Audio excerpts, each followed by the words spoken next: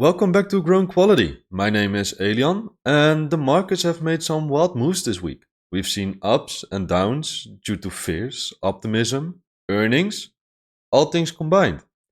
Now, in this video, I want to go over the highlights that I found most notable in earnings reports of Tesla, Meta, Google, Enphase, MSCI. I also made some claims last week on how I think I would move forward with current market conditions, and I want to look back on those and see how I think about them now.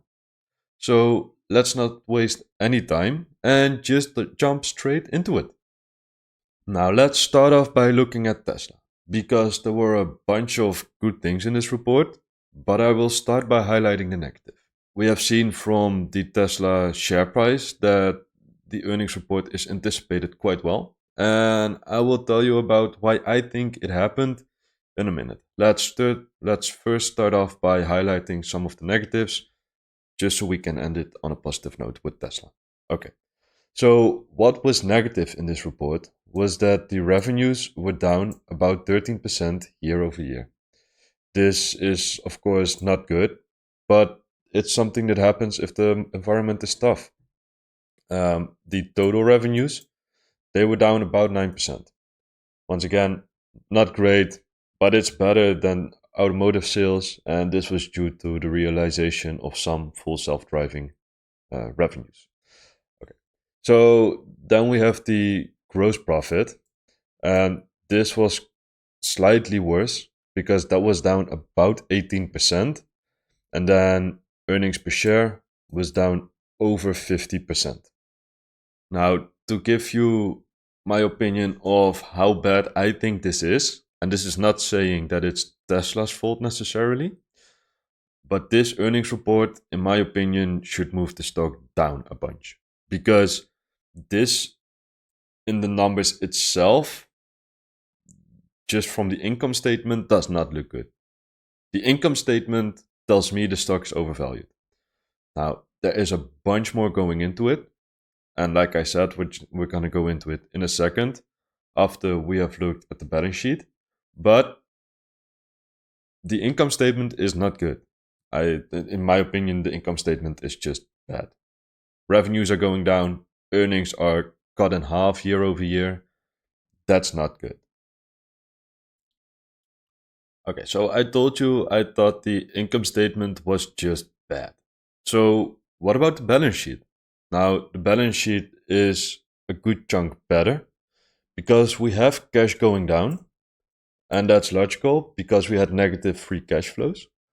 But we do have an increase in short term investments. Now, this will most likely be money market funds or short term bonds. So, that's a good thing. But then inventories increased massively. Now, this happened, of course, as the company produced a lot more vehicles than it delivered, and they will compensate for it. So they will produce a little less in the upcoming quarter. They mentioned this, and they will just set this straight. Okay, so that's good, right? So then, what did I think of the other aspects of this earnings release or this quarterly report? Well, the good things are that Elon actually started giving more clear guidance as to where the company wants to go. They mentioned a new vehicle or a low cost vehicle, not necessarily if this was a completely new vehicle or just the same vehicle but in a low cost variant. But he did give some clear view of the future. And this is what investors wanted. And this is exactly what he gave. So that's a very good thing. And that's why I say there are a good bunch of good things in this report and some bad things. He did set out the vision more clearly as to where he wants to go with Tesla. And that's good. That's very good because that's what investors needed. Okay, so having explained my thoughts about the Tesla earnings, let's move on to MSCI. MSCI is for a large part an index business. They own the MSCI World Index, for example. And their earnings were not well received. Because anytime a drop like this happens, you have to ask yourself what happened. And what happened was quite the opposite of what happened at Tesla. Okay, so why did this drop happen in MSCI? Well, there were a few factors for it, and let's just go to the income statement together so we can see what happened. Because revenues went up by about 15%. That's good, right? Well, operating expenses went up by about 23%. So that's not ideal. Expenses going up faster than revenues. So what was the result? Well, operating income only went up by about 8%. So that's less than revenues. Not great. And net income only grew by about 7% year over year. Now, EPS did grow at 8%, so yeah, that's of course a bit better than the net income, but this is mostly due to buybacks. So, what has happened is mostly three things. We see gross margins declining, and this is because some recent acquisitions that the company has done. And when an analyst asked whether they will focus on short term margins or long term growth opportunities, the management couldn't really say because they wanted to deploy capital when they see this as an opportunity. And that's all logical. But they did make it a bit cloudy whether they were focusing on margins or growth.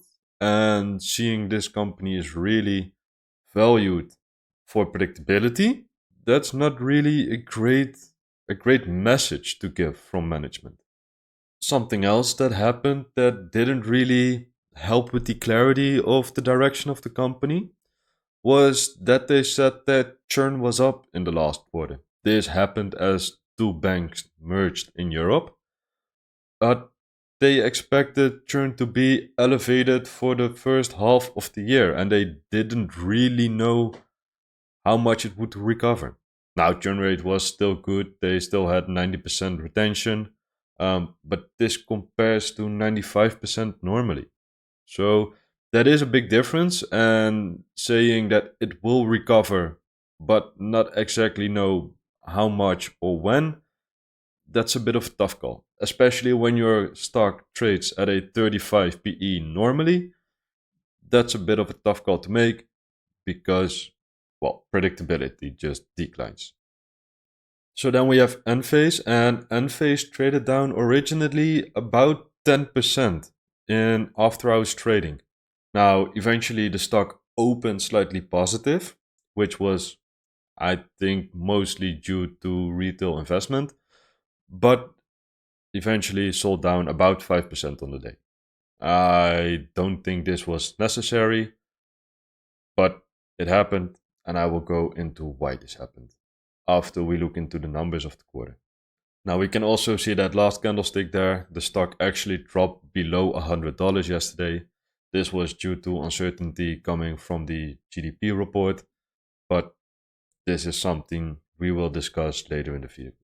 Okay, so what was discussed during the earnings call actually was that gross margins were down slightly.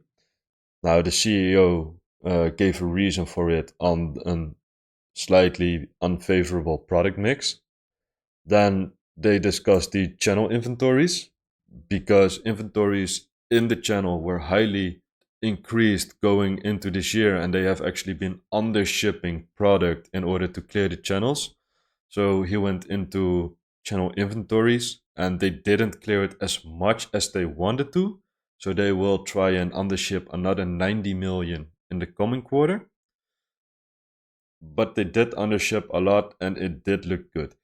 Battery inventory or battery channel inventory is at a stable and a good level now. So they don't have to undership batteries anymore. But microinverters, they do still have to undership slightly. Now, there was the uncertainty of the commercial or the chief commercial executive leaving. And the CEO mentioned that they already have two new commercial officers in place to replace the outgoing. Now, one of them will be local or will be relocated to Europe in order to be in touch with installers in Europe. And that's a good thing, in my opinion. They already have a succession plan for the chief commercial officer, and they are working on it and relocating one of the commercial officers. Now, then they have the Netherlands, which was down 4% quarter over quarter. And being down 4% quarter over quarter is actually a good thing because of seasonality. This should be down slightly more, but being down only 4% is a good thing. Netherlands is one of the main markets for Enphase, and being down this amount is positive. Germany was actually up 28% quarter over quarter, and France was up 13%. So those are really good numbers because Q1 is usually a seasonally bad quarter. So being up in those two markets is really positive. And that brings me to the point of bottoming. Because they discussed this as well, they really see the business bottoming and the drop in demand reaching a bottom. They said it in last quarter that they expected Europe to have bottomed. And they continue to see it in this quarter and coming out of the quarter. They mentioned that installers are saying the same thing. They see increased sales and increased demand for the product. And Enphase can see this themselves because of their solar graph software. They can see the proposals that are being made to potential buyers. Okay, so that's for Europe, but how about the US? Well, in non-California states, they also say that they see the signs of Enphase coming out of the bottom. So that's positive. And in California, they say that they are still seeing, well, they are seeing positive signs, but they didn't really go as far as saying we have seen the bottom. But they are seeing positive signs over there. They are seeing installers being able to sell the NEM 3.0 systems even better.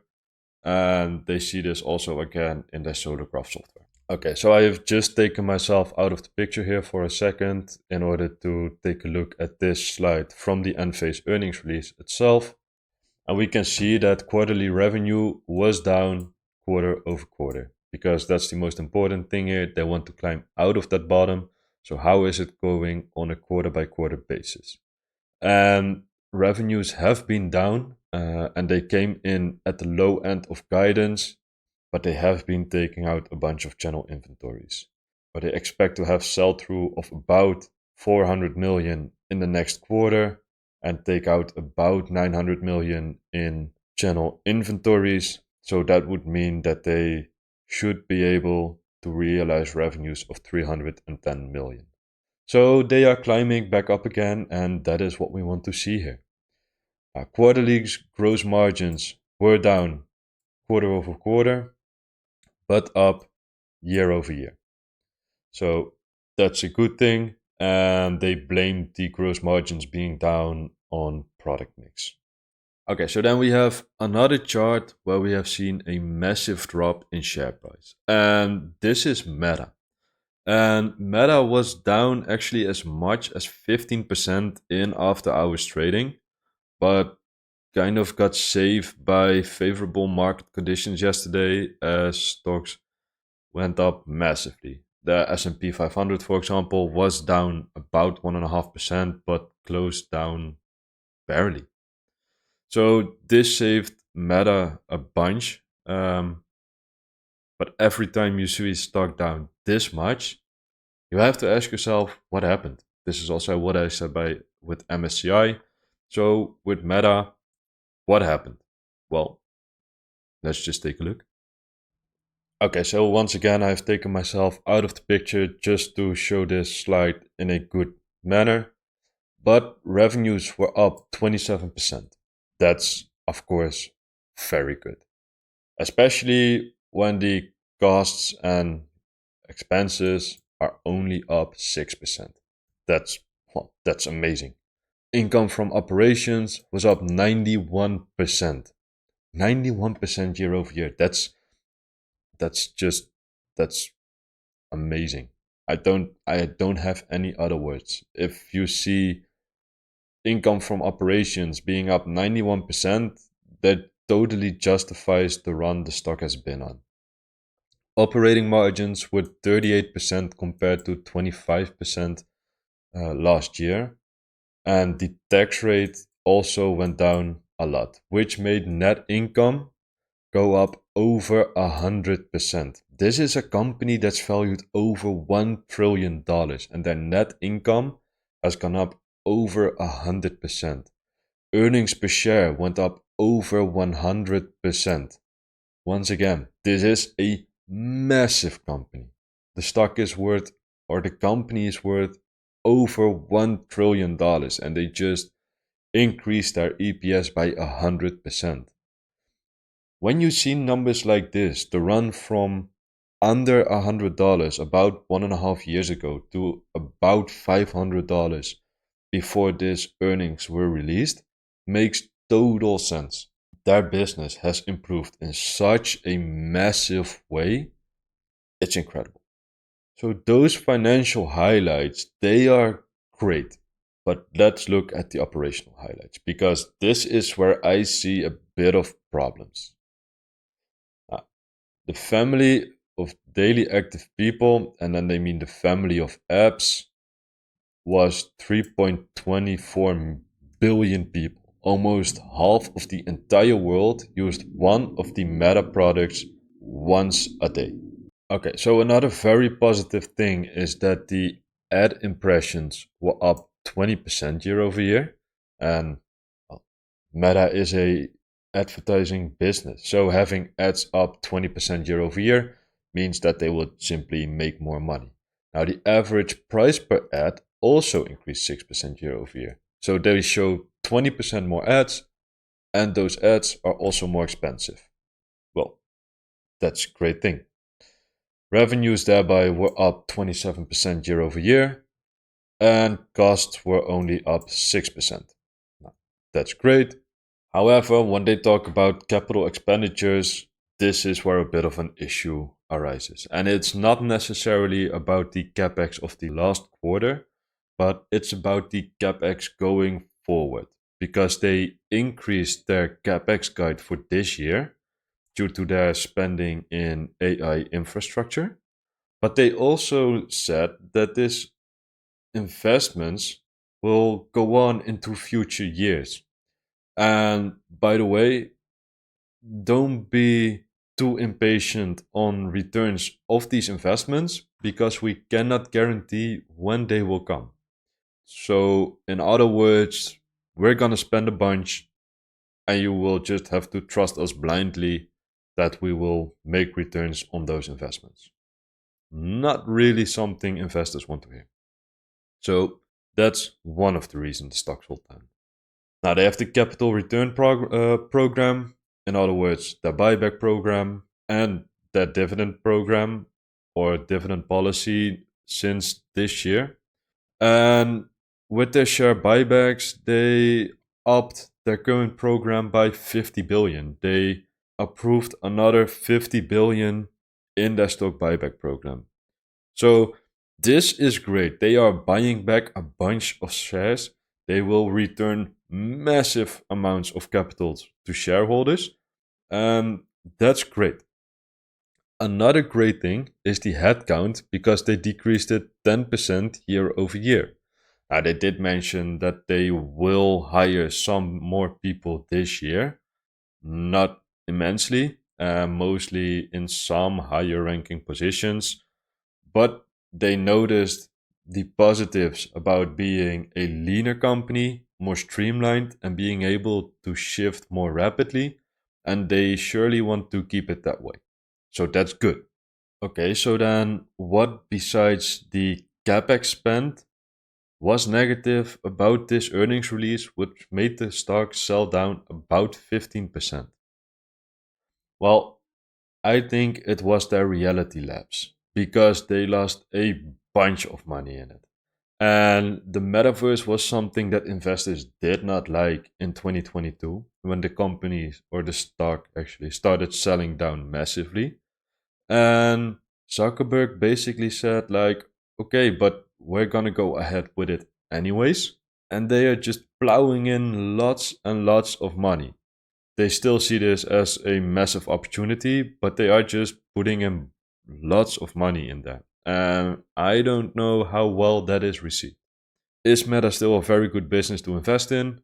Probably. They trade rather cheaply, but they also have a lot of overhead from regulations and regulators, which makes it quite uncertain. They have a bunch of lawsuits happening at all times, so that's a negative with this stock. But they are returning a lot of capital to shareholders. The numbers are very impressive. They just have that issue of capex spend. They up the capex guidance and Reality Labs with the metaverse investments. Now, it was only 2 months ago when Google was basically written off. The stock was done, according to social media. The company was done because their Gemini AI product wasn't working as it should. And it wasn't working as it should. But saying that Google was done was an overstatement. I made a video about it, going into the positives and negatives on Google. And at the time, I think Google was trading at $135. Now, I should have invested in it then because I said that the company wasn't going anywhere and that all the uncertainty was nonsense. And after releasing their earnings, the share price jumped to $175. So, yeah, I should have put my money where my mouth was. I didn't. That's stupid of me. But the earnings they released, they were very impressive. Now, if we just want to go over them, their revenues increased 15% year over year, or 60% on a constant currency basis. Their operating margin increased to 32% from 25%. And this is really impressive. Now, what else happened is that net income went up to 23 billion from 15 billion. Another great thing. And earnings per share, or diluted earnings per share, went from $1.17 last year to $1.89 in the previous quarter, or in last quarter. These are amazing numbers. And I cannot stress enough how impressive this is of a company of this size to report such impressive growth. That's really extraordinary. They really came true. So, how did they realize these numbers? Well, Google search was up a bit, about 15% from the top of my head. YouTube ads were up a bit. But what I found the most impressive was the increase in Google Cloud. And not necessarily in the revenues, but in the operating income. Now, I will go into the operating income in the next slide, but just remember Google Cloud, because this has a pain point for Google, something that they have seen a lot of comments on, that they are not profitable in their cloud business. And then last quarter of last year, they finally turned some profit, and now they seem to be off to the races. Okay. So, what else is very positive, I think, about this slide is here at the bottom. You cannot see what this data is, but this is the number of employees. Now, we know that Google has been reducing headcount, but over the last year, they reduced headcount by another 10,000. And in my opinion, a very good, positive, and necessary step. Okay, so if we then look at the income from operations per segment, we can see that Google Services is up quite nicely. But what I just referred to is that Google Cloud income from operations has quadrupled year over year. And this is something I find very impressive. Now, what other things do we have? That's the total income from operations, and that increased by about 45%. So Google being up 10% on this earnings report is totally justified in my opinion. This is an incredibly good earnings report. Now, last week I made some statements regarding my portfolio, my actions, and what I would be doing. So let's hop over to my investment account and see what's going on there, what I have done, if I made any changes, and what I will do going forward. Okay, so I have made some changes to my portfolio, and maybe you can spot it here. In the meantime, I'm just going to go over what I said last week and what I will do moving forward. So, my vision last week was that I was seeing some weakness in the markets. I saw fear in the markets, and in my opinion, those fears would continue as less rate cuts were being priced in into the markets. Now, yesterday we had a GDP report, and this came in softer than expected. And this means that we are now not even pricing in one rate cut till December. This comes from pricing in seven rate cuts at the beginning of the year.